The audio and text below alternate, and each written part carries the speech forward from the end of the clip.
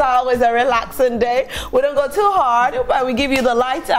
Just in case you don't have street lights on your road, we'll still give you the lights. And just in case your traffic lights in your area are not working. Yeah. We'll give you the light to start your day. Good morning once again. And of course, it's time for us to delve into what the newspapers have for us by our very own data analyst right here at Multimedia. Why you raise your head like, what do you want me to say? How do you want me to describe you? What description do you expect me? You know, last week I told viewers that when it comes to all the numbers that Ghanaians are looking for. Are you not a data analyst? He knows it all. Yeah, what? You're not a data analyst. I'll take your description. Good morning. How are you? Good morning. But Charlie, you are shaking Ghana.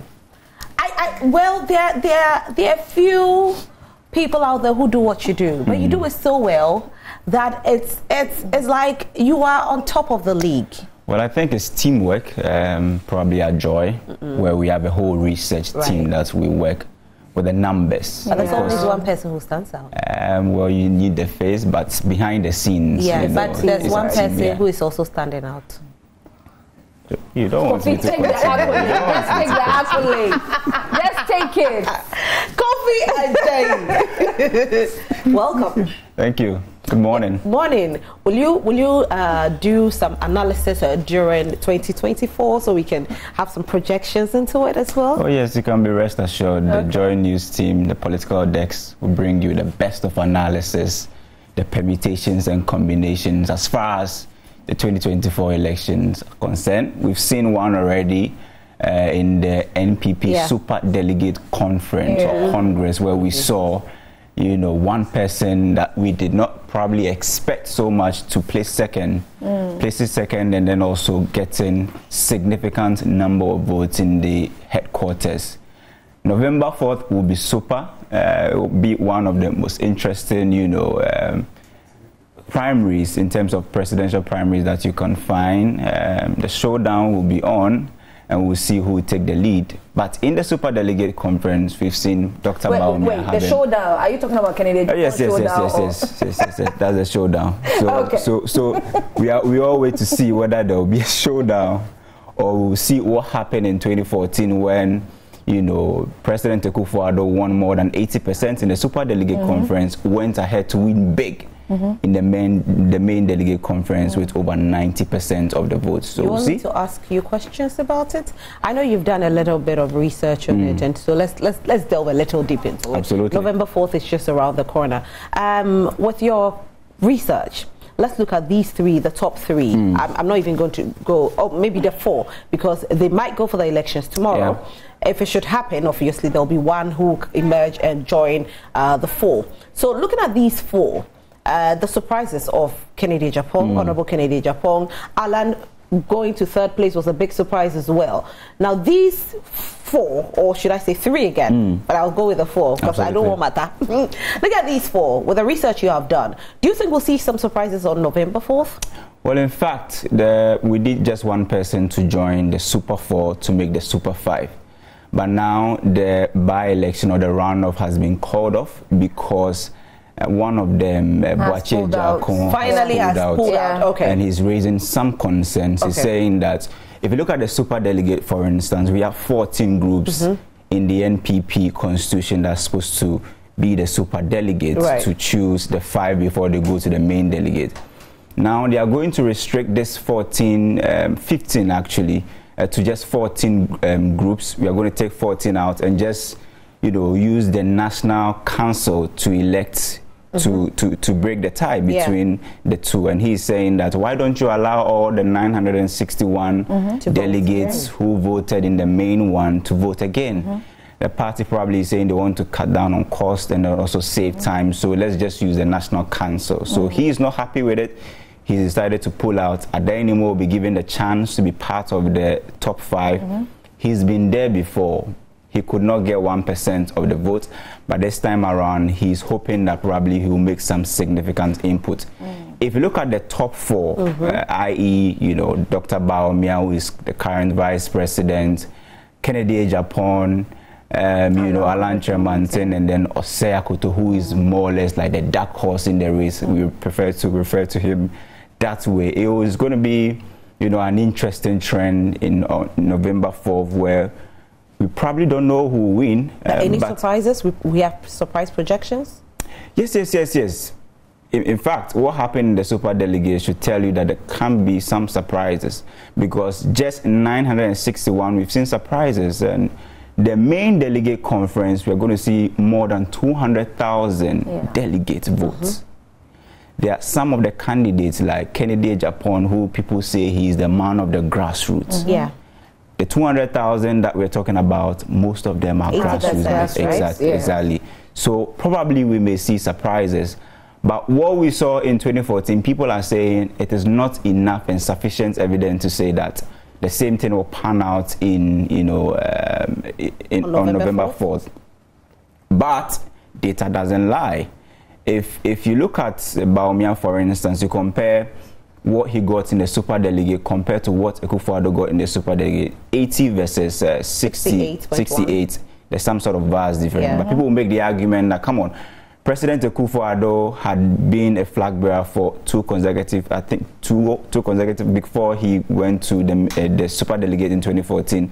So probably that gave him the popularity. Bawumia, this is his first time. Alan will also make the argument that forget it, you know, that was just some people probably who just maybe wanted to protect their jobs, just like others or his followers are saying that, you know, these are top tier NPP people who are appointees. Maybe they want to prove a point that we are behind, you know, the establishment candidate, probably, if you want to put it that way. But the over 200,000, you know, grassroots or delegates who will be voting on November 4th, I'm not sure they have any job to protect. All they want is probably someone who... You know, when we had an interaction with some NPP members, you know, not just common NPP members, but executives, they are also of a different opinion. They are saying that the people voted for who they feel can do the job. It's not about you protecting your job, because it's not like when, you know, somebody else becomes a flag bearer, automatically you lose your job. And they also said the percentage of people who have the jobs that we are claiming doesn't amount to the 900. It was just a little percentage. It wasn't much. It was just like 1.9% of the people out of the 900 over 900,000 that voted. So they are looking at the numbers, saying to themselves that, look, well, sorry. So we are looking at, sorry, I'm losing my thoughts. They're looking at the numbers and they're saying that, look at the percentage of the people who are in government or people who have jobs. It's not a decider. Yeah. So yes, people are talking about the fact that, oh, people want to protect their jobs, but that percentage is not even a 50%. Well, you can then also make the same argument that if you look at the 961 and you compare it to the over 200,000 delegates who will be voting the main one, the 961 is not even 1% or 2% of the over 200,000 people. So then if you are saying that since they've made a decision and the decision is resounding, they voted more than 68%, this is going to translate into, you know, the main delegate conference, and people will also say then that's not a good sample to represent the over 200,000 delegate, because that's just a small number. The top hierarchy of the party have decided to vote in a certain way, but you do not know what's going on in at the grassroots. So looking at, again, we come back decisions. to the same thing. But Asieduwaa, do you want to ask anything? Do you have any questions for Kofi? No, I'm just, you know, just thinking about the fact that it's actually great that Boakye Jarko decided. I mean, with the conversation that is going on, he just decided to pull out regardless of whatever that is going on. Because going on having the runoff elections, it was just like you mentioned earlier that the executives were saying that it would just be a waste of more resources and then all that. So it's just good. That's all that I keep on thinking about. It's a great decision that was made. I think going forward, then the party should clarify in their constitution that maybe if we are supposed to use a tiebreaker with the top 5, then we should restrict the election to a certain group of people, so that candidates going into the elections have, you know, a fair idea of what they expect, or make some rules. So this brings me to my next question. Okay. looking at what happened with regards to the Super Delegates Conference, where you have Dr. Bawumia pulling a 68.1%, where we were expecting, or projections were expecting him to have gotten a 70 plus, which he didn't get. And you look at surprises of Honorable Kennedy Japan and, you know, Honorable Alan Chemating. Everybody's saying that Honorable Kennedy Japan is for the grassroots. Now, the grassroots are the main people voting. Do you think there could be a tie on November 4th? Probably. November 4th. If you look at the data, there could be a runoff. There's a high possibility, that of a runoff. There can be a between runoff. Who and who? Well, that would be difficult at the moment because elections, they say fear delegates. You may never know. You can have all your projections right, but delegate can decide to vote in a certain way, and that will sway. You know, but let's talk about your projections that you have. Who do you think will have to break a tie? Will it be between Honorable Alan Chemating and Dr. Bawumia, or Dr. Bawumia and Honorable Kennedy Japan, or Honorable Kennedy Japan and Honorable Alan Chemating? Where will the tiebreaker be? In fact, at this point, I think it will be difficult to know where the tie will be. But if suppose there will be a tie, it will be difficult to know who it will be between. But the permutations actually reveal that it can be between any of them. Okay. It can be, you know, Kennedy and then Bawumia. It can be Alan and Bawumia. It can be Alan and then Bawumia. Alan Kennedy. And Ken as well. So the permutations are clear, but you should not also take out in elections. You can't actually write anybody off. So there's a free apple to also you said it's a dark horse the dark horse in the race. You never know. He can pull a surprise. Probably some people will say maybe he cannot even make it to the top 5, but he's in there with a significant, you know, percentage. Adainimo has been there before. If he decides to join the top 5, mind you, in 2014 we had the top 5 all right, but 2 decided to pull out in the main, you know, delegate conference, where we had just, you know, 3 people going ahead to contest. So the permutations are not really clear at the moment, but per what we have, per the data that we have, there is some sort of enough and sufficient evidence to say that there could be, you know, there's probability that where they have to break the tie. There could be a runoff, depending on how, you know, intense the competition will be. But some polls and, you know, analysts have said that, come on, this is a done deal for Dr. Bawumia. I think just this morning I was reading the first Deputy Speaker of Parliament is saying that, I mean, Bawumia can go ahead, he can win the, you know, the main delegate conference, and it will be easy for him. But in elections, you can't write anybody off, and as they always say, fear delegates. I remember one of the NPP guys who came here, you asked if Vice President, does he think that he was voted for based on merits or based on the fact that he's the Vice President? And he said that based on merits. So let's just see what happens November 4th. Well, November 4th is just around the corner. It will come like a kite, whether we like it or not. So we'll start with the very first newspaper. Which one do we have? It'll be interesting. Okay, very interesting. Yeah. Okay, so let's start with the Daily Graphic. That's our first newspaper for today, for this morning. Daily Graphic, on the front page, we have court orders OSP to return Cecilia Dape's assets. This has really got a lot of people talking on social media. Some are saying that the very first comment that I saw after this post was, and yeah, a foolish case. Well, that's what people are saying. Yes, but the OSP is also fighting back. And it's saying that I did not do anything wrong. I only acted based on the law. That, you know, when you have such a case and you are going ahead with your investigation, the best way probably is to freeze or decide to, you know, put a certain freeze on the property that the person may have, or what we are even talking about, so that you can have, you know, the way to do the investigation in a very proper way. So he feels that he did not do anything wrong, and he acted based on, you know, the circuit courts, you know, what the decision that was taken. And he also feels that, I mean, if I decide to freeze Cecilia Dape's, you know, properties, or seize some properties from her house or whatever, is to help with the investigation, but not to say that it was based on public sentiment without facts. So, you know, the OSP is saying, I have evidence, you know, I acted not unconstitutionally, but I acted based on the rules and regulations of the game that I'm actually playing. Now, you know, Yesterday was quite interesting. I mean, when this popped up, and OSP is fighting back, like you said, but he has a 7 days ultimatum to release the items. If the 7 days should happen, if pass, and you know, he hasn't released the items, or court hasn't you know, allowed him to continue having it, meaning he'll have to return everything back to this woman. Does that mean that it could, you know, quote, the MDC have said that the judicial system, we in Ghana, or all Ghanaians, feel the judicial system is not partial at all. It's free and fair. But the people from the NDC feel that sometimes they're not free and fair. Does this mean that it could make the NPP unpopular in 2024? Well, it depends on how you look at the whole situation, because Cecilia Dapa has actually resigned, and so we are dealing with her currently as an individual.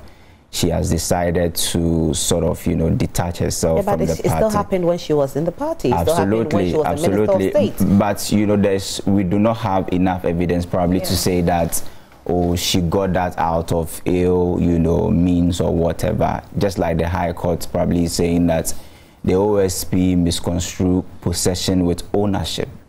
If I come to your house, Rosalind, and I see a 4x4, maybe any form of car there, it doesn't mean that the fact that it's in your house, you own it. And just like the OSP is also saying that, you know, they understand. Although they are fighting back, they've actually agreed, you know, decided to go with the timelines that the High Court has given, and they'll go ahead with that. But they're also saying that they'll make sure that the properties that they've seized and the assets, they will make sure it does not dissipate, nothing will get lost, and nothing will be concealed.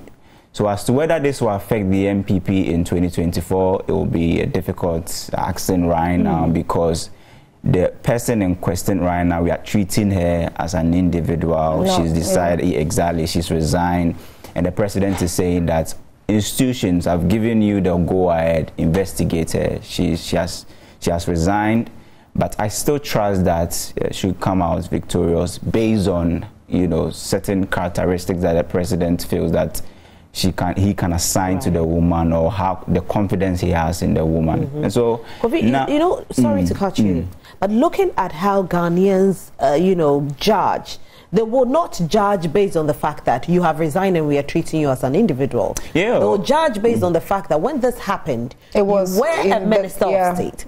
You were, you know, a part of the party. You were a big member of the party.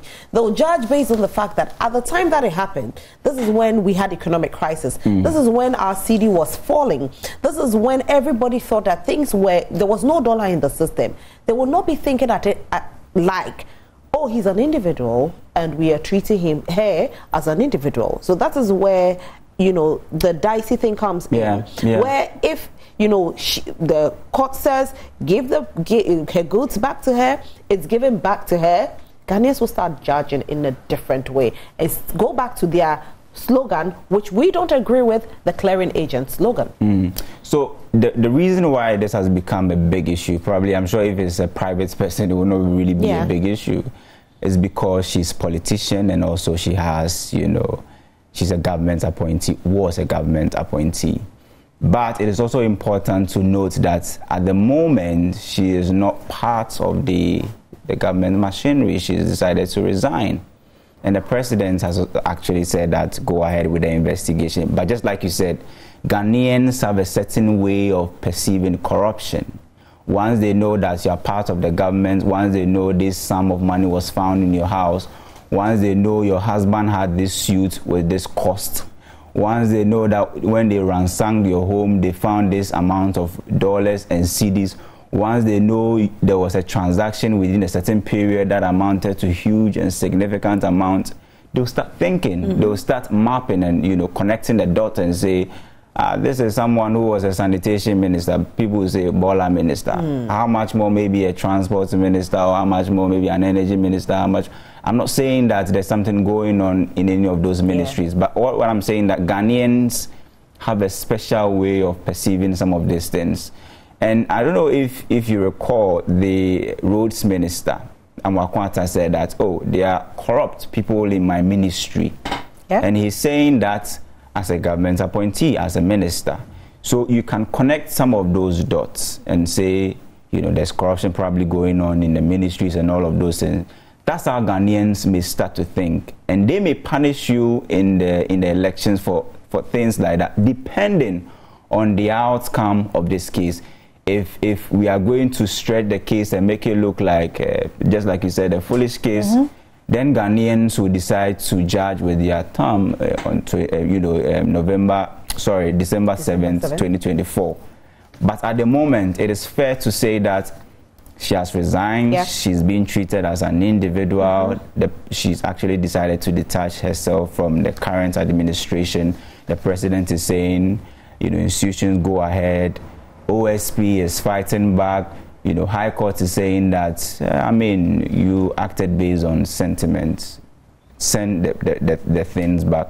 Probably now that if the OSP sends all the seized items, we'll see how the case will begin, because this means that maybe we are going to start from scratch.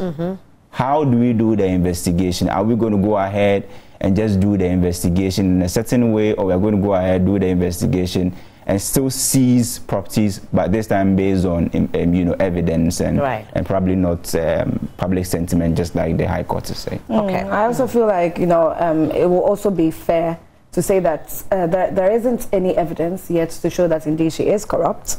Indeed, whatever, all the monies that she was hoarding in her home as a result of the government work that she's doing. So let's just be fair with this situation and let's leave the courts and the OSP to handle this whole issue. Right. And continuing, we have leaked tape doctored. This is from Commissioner of Police Mensah telling the Parliament Committee.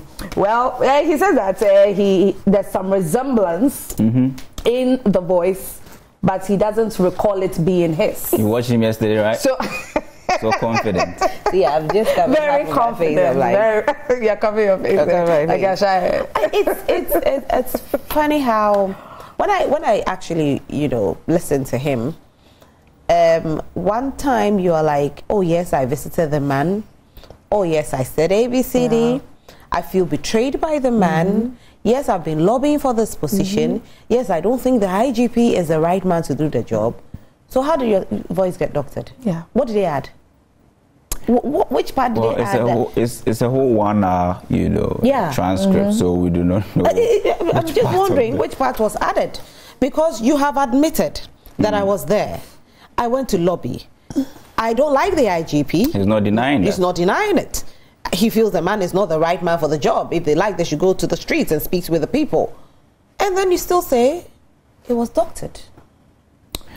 Maybe he's privy to the whole tape. Probably the doctrine is where he said if he's in power or if he's still at post as IGP, you can't rig. Maybe that part, Maybe that's the part that was doctored. That's very controversial, you know. So that's where if you admit it, then it's probably saying that once you have the police in your pocket, then you can go ahead probably to use some, you know, brute force or some crude ways to rig elections. And so I think that part is very controversial. If you decide to probably comment on it, you would have to study the tape really well and ascertain whether that was his voice. Did he really say that? Because I mean, he's a human being. Maybe he can say something and probably forget. So for the benefits of the doubt. So the fact that, okay, I come to you, Kofi, to lobby. I lobby and tell you that I want this job. I'm giving you my reasons.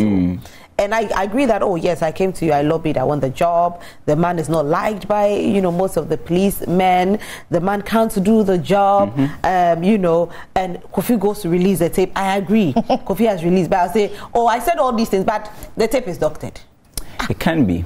So they added that part. It can be that, you know, you can have a tape and then you can have, you know, some factual stuff in there. And then they but within yes, it can happen. Those things. It's not so difficult. We don't have that device that is able to detect the authenticity of a particular voice. Of course, do we have that? We do. Because if we do this one, we shouldn't waste time. The shocker is Bukri Nabu says this is the tape. Yes.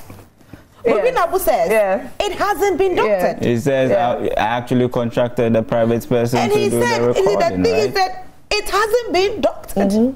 So it's Bugri Nabu's words against COP Alex Mensah. Yeah. So probably that's why we have the ad hoc committee to look at it, investigate, and read between the lines and know what's really went on. But this must be lobbying for long. Yeah, but he has not denied that. He wants to be IGP. We are playing here. That's the long and short of it. That's the long and short of it. But Rosalind, it happens. You know, it happens in probably your institution, whether private or public, whether we like it or not. People lobby for positions, especially when you feel that you have all the qualities to be pushed to that pedestal. For instance, if you look at IGP, both of them are COPs. Well, COPs, I don't know if my memory serves me right, but one thing is that he's a chartered accountant. I'm talking about Alex Mensah.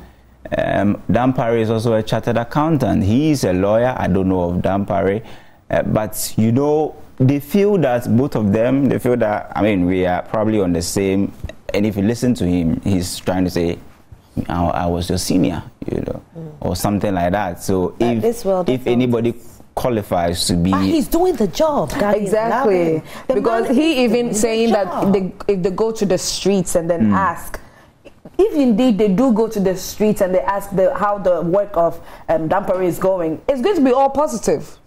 Well, it might not be, though. It might not be, because the thing is he has put certain measures in place that some people might not be happy with. Yes. Especially with the fact that now, when was the last time you heard the police speak to the media? Very true. Yeah. Very true. So everything probably now is centralized. Where first we had series of press conference from the police. When there's an issue, there's a quick update. But currently it looks as if there's a total blackout. No, there's a quick update, but it's updated on their page. So you go pick it up. Centralized. And people may not like it. We want to hear the police speak. We don't want to read text.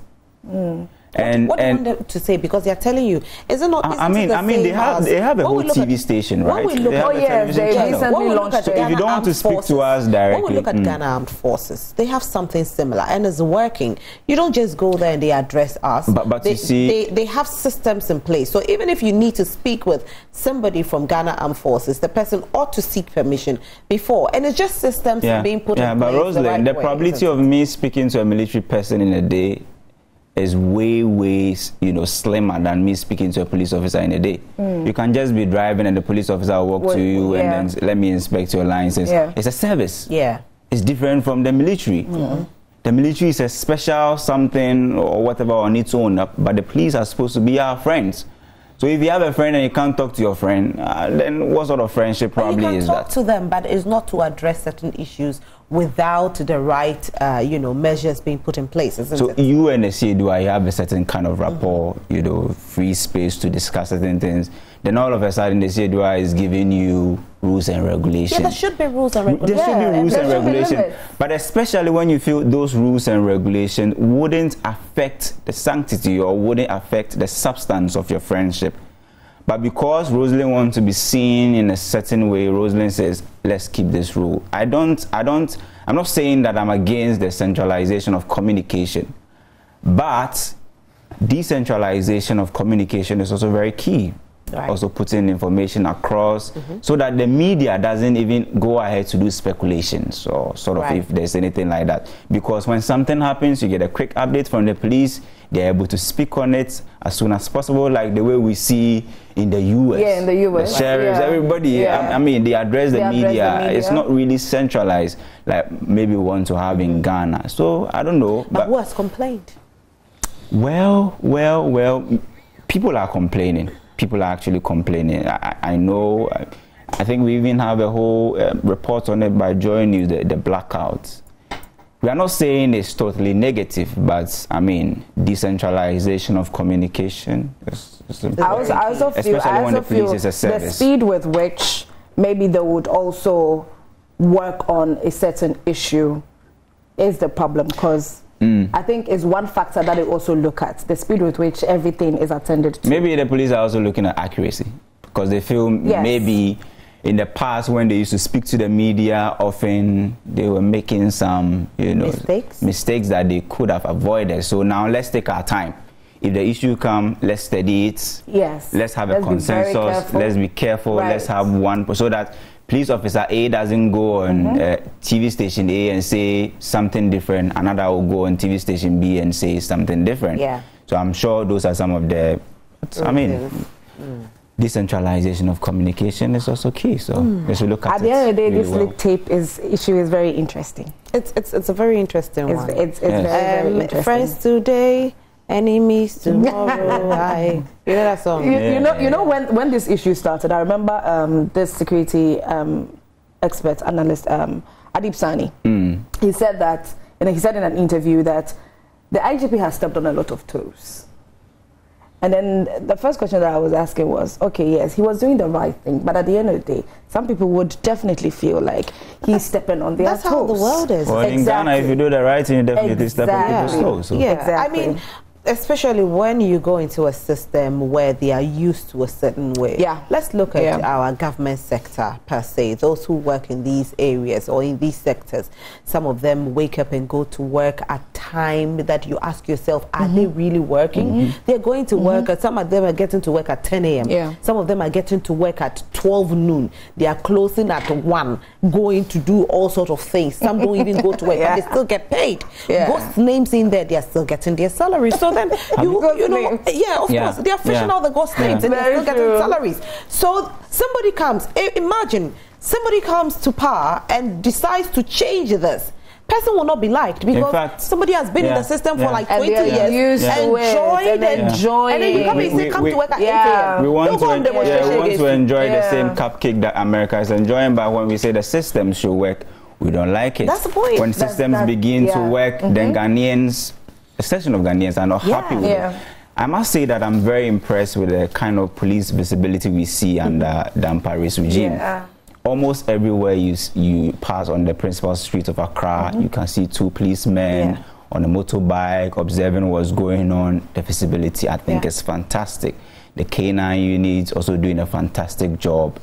But people may have their own reasons, and just like we are having a conversation here, you don't build strong men. Strong men probably can help build strong institutions. But in Ghana, when you begin to build strong institutions, strong men will come and fight against those strong institutions. That's it. So I think that we need to give the IGP Dampare all the support he deserves. Probably to go ahead with some of the possibilities. One of the biggest decisions that he took that I was very impressed about, let's go into elections. The one that just happened in Asim North, where no weapons were allowed at the polling station. Very strict. Very strict. Now we go back into 2020 elections where weapons, were allowed there. We saw what happened. Now I always make reference to Techiman, not in favor of anybody, but I saw gunshots and I asked myself, are these men trained to shoot? Because you tell me you are firing to the ground,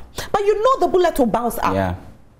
I am not a trained gun person user, but I know that when you fire to the ground, it will bounce, and you are firing to the ground. So it's like, oh, I didn't show it at anybody. So if it hits the ground, whoever I hit, it hits, and Not professional. So now I say to myself, this is good. So then we didn't hear of any kind of casualties. Yes, there might be some beatings here and there, but lives were not lost.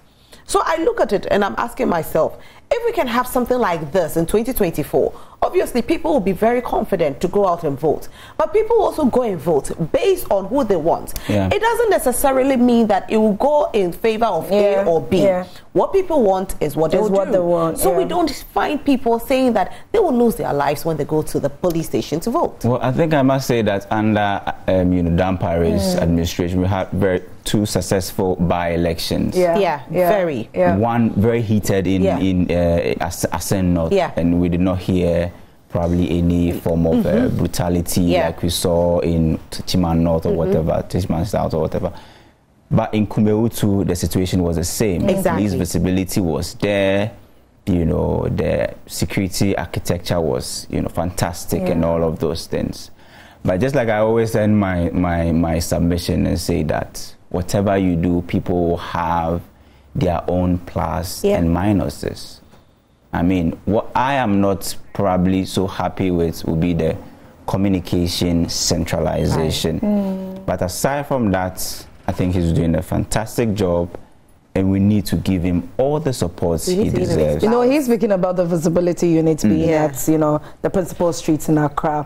One main thing I've noticed and I love about them is you would think that the police are at this spot, so you would dodge. By the time they will surprise you, I am loving that about them. Yeah, that's true. I am loving that about them because you are used to the police being at the spot all the time. Then you go the following day, they are not there. At a different spot. I'm loving it. Yeah, it was one time I was entering a mall.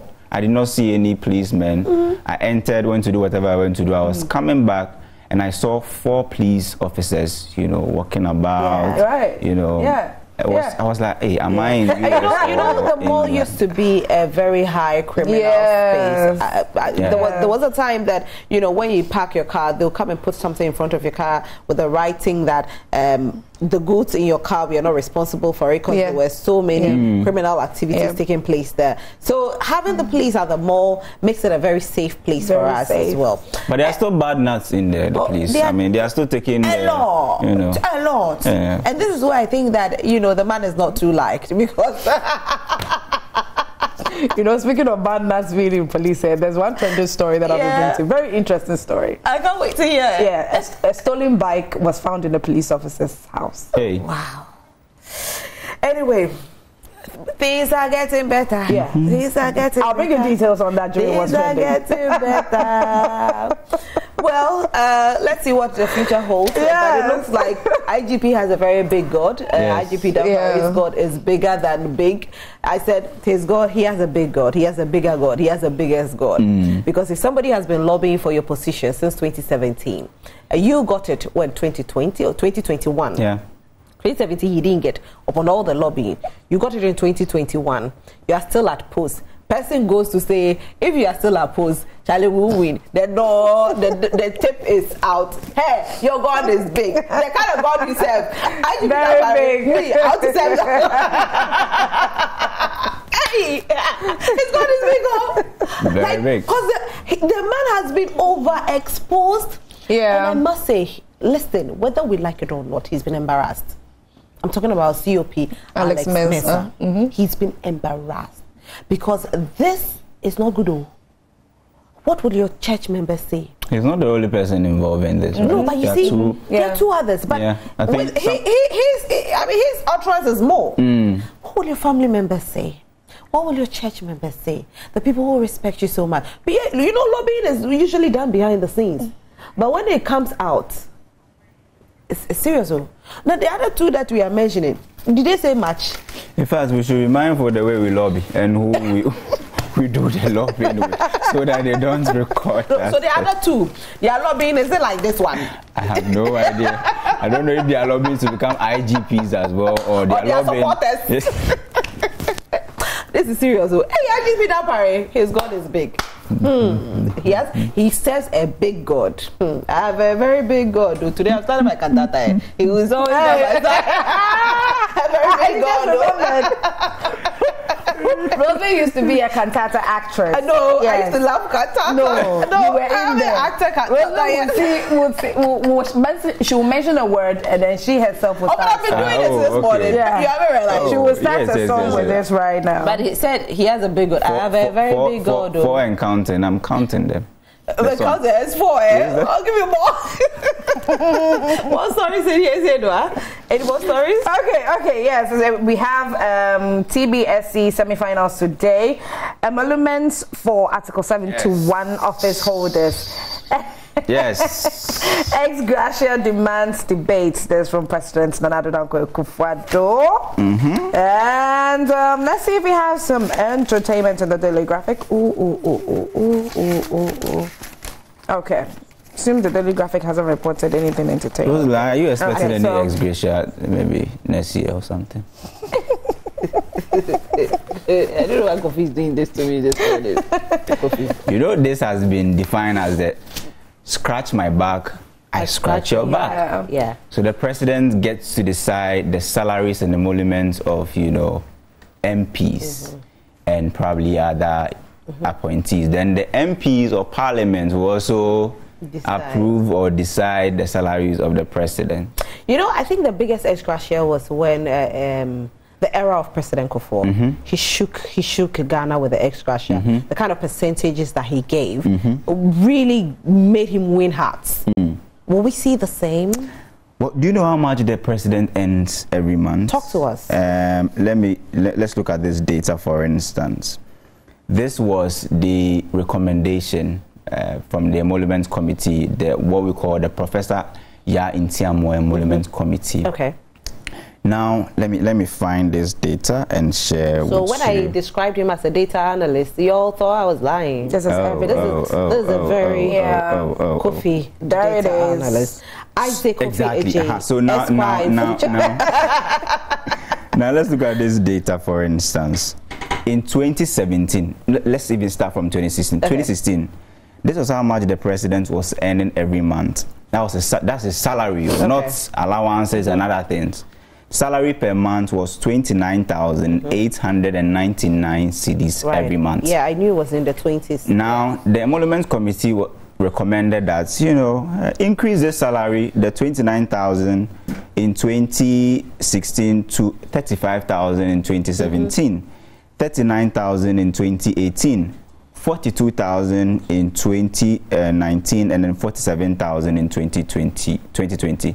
So if the president accepted this, or like what we know, the recommendations will come, but when it goes to parliament, they'll add some small margin to it. Then the president also adds some small margin to that of the parliamentarians. So if this was really accepted, then we can say that the president takes home every month 47,000 Ghana cedis. Yeah. 47,000 Ghana cedis plus his other benefits. benefits. Now let's do this analysis as well. Look at the average salary of an Article 71 holders, the MPs, the judges, the Supreme Court judges, and the president and the vice president. The average salary of the Article 71 office holder is around 18,000. That's as of 2016. As of 2016. Single spine salary structure worker, and the average salary is 1,000. Then in 2016, 1,128 Ghana. The difference is a whopping 17,000 Ghana cedis. Government workers. Yes. Our single taxes. spine. The teachers. Our taxes. Yes, the nurses. The police people. Our taxes. Yes. Wow. You know how much the president took home as ex gratia between 2017 and 20? Just the money, or not other allowance. In excess of 680,000 Ghana cedis. We are talking about 6.8 billion Ghana cedis, old cedis. You see why they want to become flag bearers? You don't understand. Now you understand. Martin Kebu says, Article 71 holders are gold miners. He says that, okay, we should treat the judges. I mean, the judges, they don't really earn here. Yeah. They are not able to get this lucrative contract and say, I want this kickback and all of those things. But the politicians in there, the MPs and the ministers, they can move things. Oh, yes, he said it's a gold mine for them. Yeah. I mean, imagine an MP stays in office for, he was part of the 6th Parliament, 7th Parliament, 8th Parliament, and he'll be part of the 9th Parliament. Is going to take ex gratia back to back. And then you and I here. I mean, listen. I want to be a president's wife. Oh, you want to be the wife? Me, I want to be the president's self. Soft life is good. Soft life is good. Can I also join? I don't want to do hard work. I can be. I don't want to do too much. I don't want to be, overburden myself with, the stress of, the economy and then all those things. No, I just want to be a wife and just, like. Or girl wife. You understand? You get me? Just chillax, be chilling. Oh, right. I want to be a president's wife. Oh, yeah, that's nice. Thank you. What do you recommend I should be? I also don't want to. Finance minister. Finance minister. I don't want to do DDEP. Oh, what do you want to do? Oh no, by then would have come out of it. Yes. Okay. Would have come out of it. I don't think that it is a forever thing.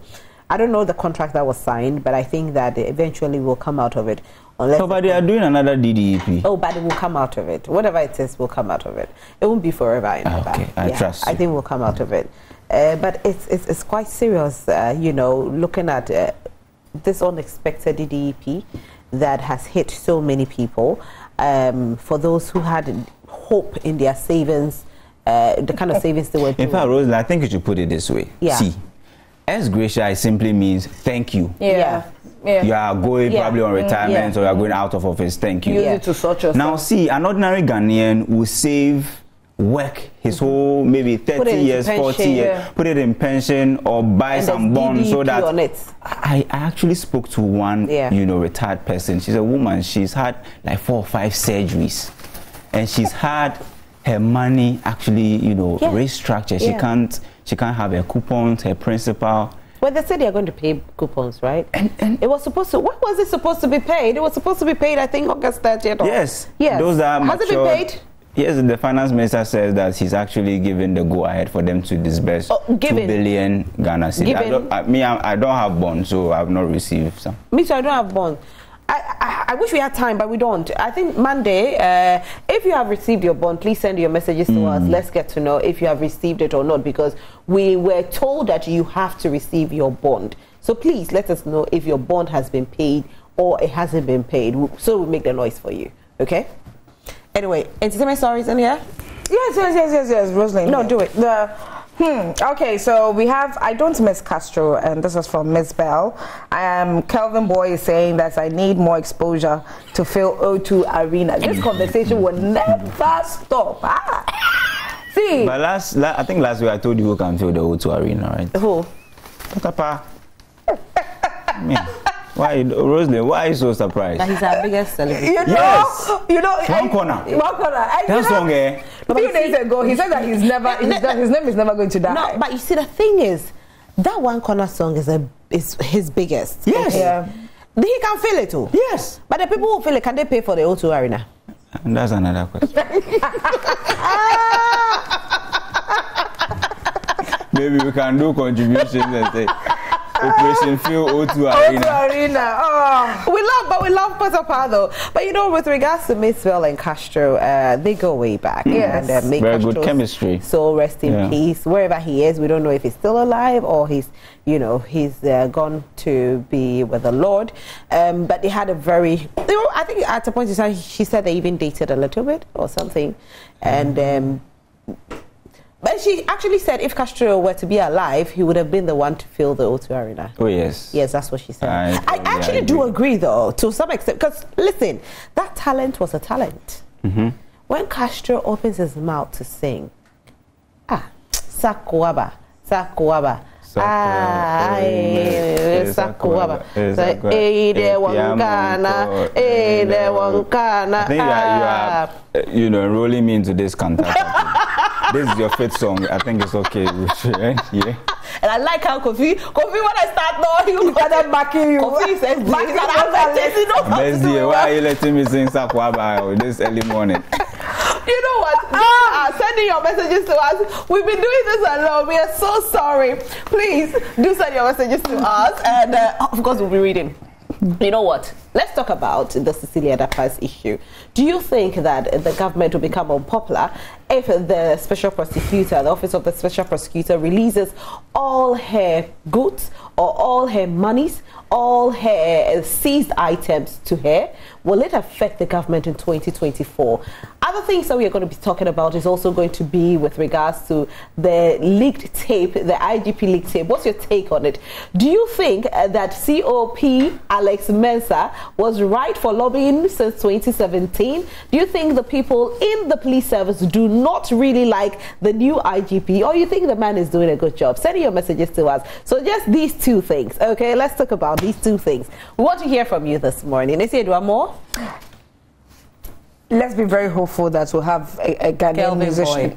Yeah, fill the O2 But wait, Arena. I want to see. Kelvin Boy he's a fantastic highlight musician. He is fantastic. He is. But can he fill the stadium? He is. He That's could. a big question, anyway. He could, because you know his song Down Flat. Yeah, it really has gone international. A global wave. Exactly. You know. What's his name? Kamido's song. Sugarcane has gone international. But you see, and come you don't fill the stadium. I don't think you fill O2 Arena with a song. You need a character. Yes. You need a certain kind of following. I think Shatta Wale can't fill the O2 Arena. Yes. Shatta can't fill. I think the only thing is that we as Ghanaians, we are a little bit reserved and we are not risk takers. Shatta is a risk taker, but Shatta hasn't really taken that kind of risk internationally because Shatta has a serious fan base abroad. 3 years ago, he would have done this even easily. Today. If Shatta decides to fill the O2 and markets as well, trust me, that O2 will be filled. Because if Shatta steps on stage, back to back hits, the man doesn't even have to release a new song now. That is the man we are talking about. When I attended Rapaholic in December, it was crazy. December, I did Rapaholic with Sarkodie. It was crazy. Sarkodie raises a song and goes like, huh? Then the chorus, you know what I mean? He will just be conducting. Oh, you did? Huh? Same with Shatta Wale. Shatta Wale was, what's that song for? The one that he did with his people, the crew. That's my favorite though. Banku Dade. He said Banku Dade. Is that the word? Banku Dade. Yes, immediately he says Banku Dade. He doesn't have to continue. We'll finish it. Last week too, one of the newspapers reported that when they were talking about the O2 Arena being filled by Ghanaian artists, if you remember, they mentioned Sarkodie, Shatta Wale, Amachi Dede. Yeah, Amachi Dede will not be bad. And let's look at Stonebwoy. You know Stonebwoy's song? Easily. This song. Into the future we'll show. I am never gonna live on the road. I'm gonna give it all day. You have something special for Stonebwoy because this is your first. Into the future we'll show. I'm gonna live on the road. Stonebwoy, forgive us. We can't sing it, but we love you. Please, somebody should give me the part, the raga, part of the song. Roslyn, can you do that? I'm going for a training. Okay. So when I finish, we'll be back. Yeah, we'll come back. See, these men can feel it, but I just feel that we are not risk takers, and so and you are scared about what we the Ghanaians will do to you when you don't feel it. Do you see any connection between the Ghanaian music industry and our sports industry or sports? I don't see the connection. The connection here, what I have seen is that, for instance, our sports is marred with these legal issues. You have Accra House of Folk and then Olympics. They are supposed to play a certain homo match, and all of a sudden Olympics will say, based on reason 1, 2, 3, I have pulled out. Same thing with our musicians. You say, oh, there's this, I'm not happy with this clause, I'm not happy with this, that, so I won't perform. They will book this person, he's supposed to appear 2 hours, 3 hours. That person is nowhere to be found. Exactly. What he's saying, Davido recently said the same thing, that music and sports go together. Yes, they go together. There are some similarities. They go together. And the same characteristics we see with our sports, the same thing we see in our music industry. You have a very clear agreement with a musician, and then he's not keeping his part of the bargain. People will not take you serious. Nigerians are serious about their act and craft. Asake will not just go on stage because he's Asake. There's a whole crew. There's a whole it's a whole teamwork.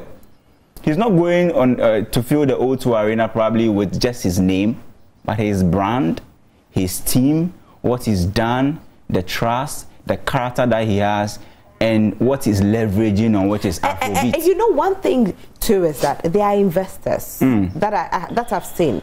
Sometimes what they do is that, let me use a recent event that happened in London that had some gospel artists.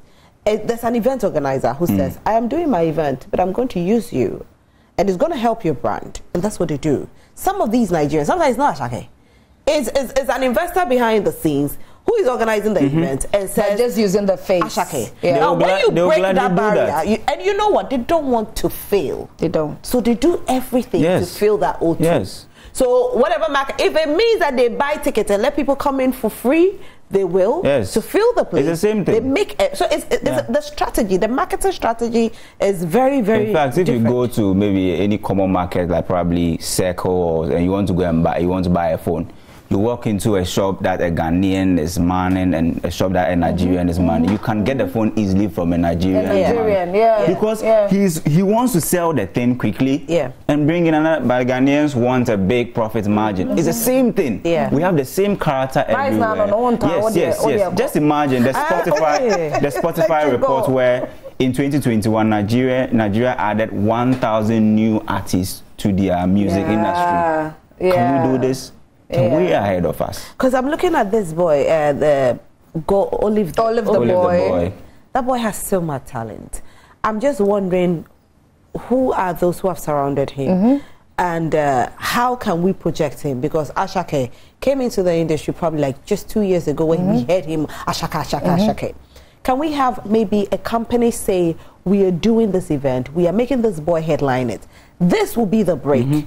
Where they will organize it themselves, they fill the O2, they put Olive the Boy there, and they say it is Olive the Boy's concert. That's what the Nigerians do to help your brand. They can do same for somebody like what's his name, Black Sharif. Unfortunately, this whole law issue, the court issue, is becoming an issue for the boy because it looks like he's going down gradually. He's fading off gradually, which is not the best. And we were all thinking that Black Sharif, was going to catapult. But I'm not too happy about how Black Sharif's, after the recent legal issues. When he's quiet, he's cooking, so, yeah. But he released not too long ago. Yeah, he'll cook again.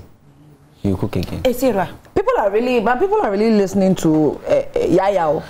The listening is different. The listening is different from the hype that you need because he has the hype. Sometimes there are songs that you sing and we don't even listen to them, but the hype is still there. The hype is there. Where's the hype? So people he's basing on the hype.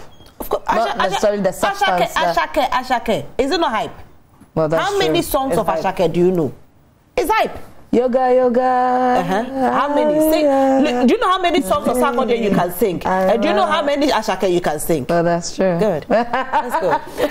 Okay, so good morning to you. The best category of people to handle or deal with security issues must be security experts or professionals by all standards. My point is that we should be very careful about the way we discuss security issues and who should remain in the post and who should not, because these are little elements or ground that expose us. Already the security network is porous.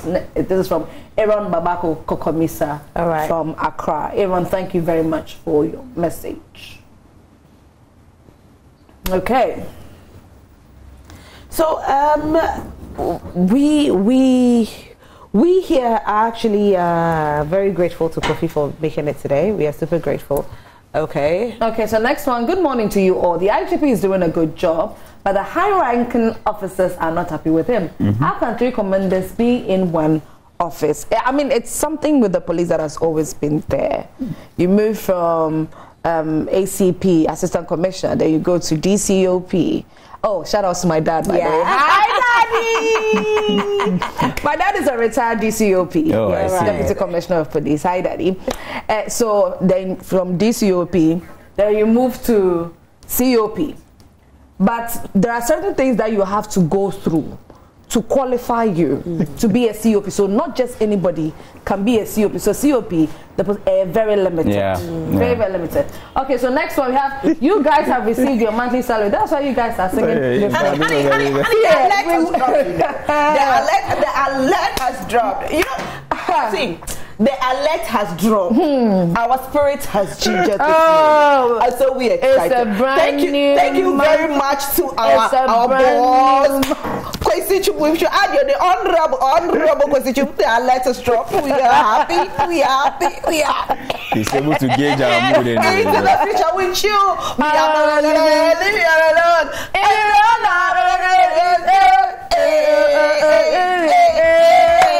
Into the future with you.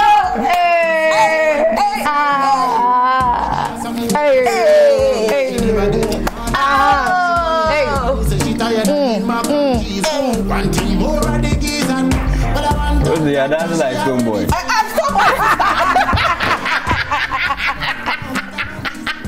Kofi, thank you so much for being here. It's been a great great conversation. And of course, Kofi will join us next week. Kofi, you're coming every Friday? Hopefully. Okay, thank you so much. Kofi is a senior data analyst. He'll kill me. Take the flowers, so take it, because maybe the point where the day you would want it will not be coming. So now that it is coming, just embrace it. Well, then I want to say good morning to my Baba, you know, Foreigners Palo. He's actually known as the street Baba, Manuel. I mean, this guy, I love him. In fact, he's the same person who, I mean, he's been doing some good stuff on Olive the Boy, and then also on Last Made. He's a fantastic guy. Hey. Okay. Yes. You are a whole celeb. Oh, wow. He's a celeb. He's a data analyst. Yeah, senior data analyst. Tbsc, that's where he is. Manuel is a fantastic guy. I mean, Foreigners Palo is like a family. You can just walk in there and then, I mean. Fantastic. All right.